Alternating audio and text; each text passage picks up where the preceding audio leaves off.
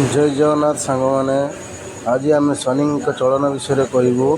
शनि मार्गी चलन यही राशि उपरे धन ढाड़े शनिदेव। ज्योतिष शास्त्र अनुसार शनि भगवान को न्यायर देवता बोली कहुए। जदि शनिदेवंकर कौन सी राशि जातक उपरे खराब नजर पड़ी थाए तेबे से राशिर मनीष निजर सबु समस्या को सजाड़े संपूर्ण जीवन कटि जाए।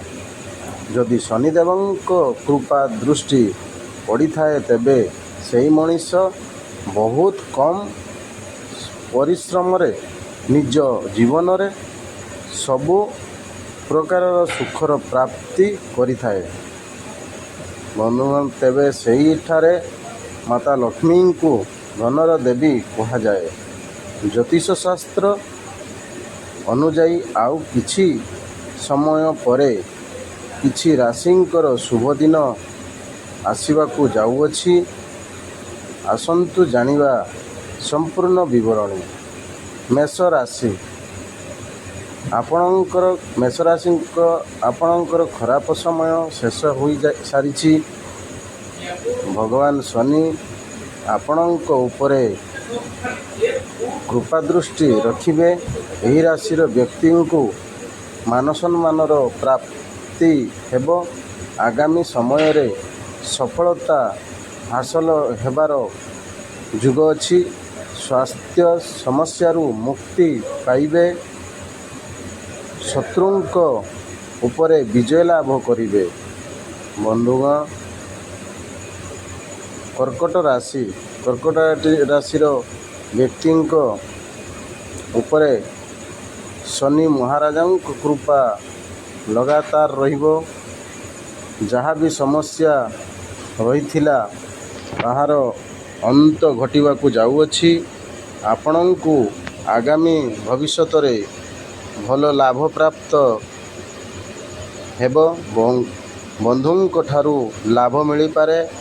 चाकरी रे प्रमोशन हेबार संभावना अछि। बंधुगण बिच्छा राशिर लोकंकु आगामी समय रे मन चाहुथिबा चाकरी मिलिबो। अटकी थिबा काम पूरण हेबो। आपणक जीवन रे आसुथिबा कष्ट दूर हेबो। जीवन रे बहुत जोर रे सफलता पाइबारू केही अटकाई पारिबे नाही। नुआ चाकरी रे सफलता मिलिबो। बंधुगण भिडियोटी को पूरा देखिए। लाइक करंतु, कमेंट करंतु, शेयर करंतु। धनु राशि आपणक उपरे शनिदेव खुशीपूर्ण रहिबे। व्यापारी को व्यापार क्षेत्र में भल लाभ मिलिबार जुग अछि। आगामी दिन में सफलतार अनेक मार्ग मिलिबो। कार्य क्षेत्र में सम्मानित करा जाई पारे। कारोबार रे दिन को दिन लाभ अवधिव।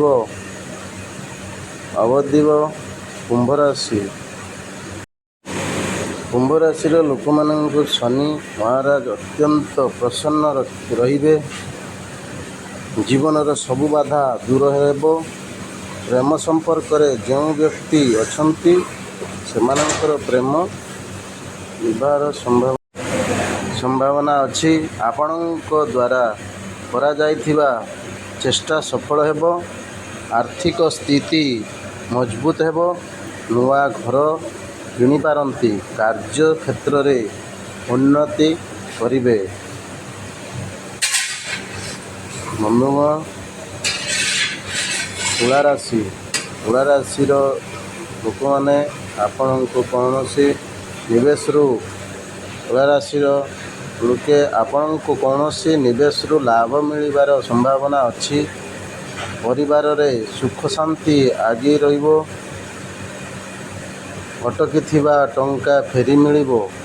विद्यार्थी पाई शुभ समय साब्यस्त हेबो। चाकरी मिलिबा सत्वे मात्र आपणकर समस्तंकर व्यवहार बदली जीव। ଏହି ସମୟ ଆପଣଙ୍କ ପାଇଁ ଶୁଭ ସାବ୍ୟସ୍ତ ହେବ। ବନ୍ଧୁଗଣ, ଭିଡ଼ିଓଟି ଯଦି ଭଲ ଲାଗିଥାଏ ତ ସବସ୍କ୍ରାଇବ୍ କରନ୍ତୁ, ଲାଇକ୍ କରନ୍ତୁ, କମେଣ୍ଟ କରନ୍ତୁ, ସେୟାର କରନ୍ତୁ।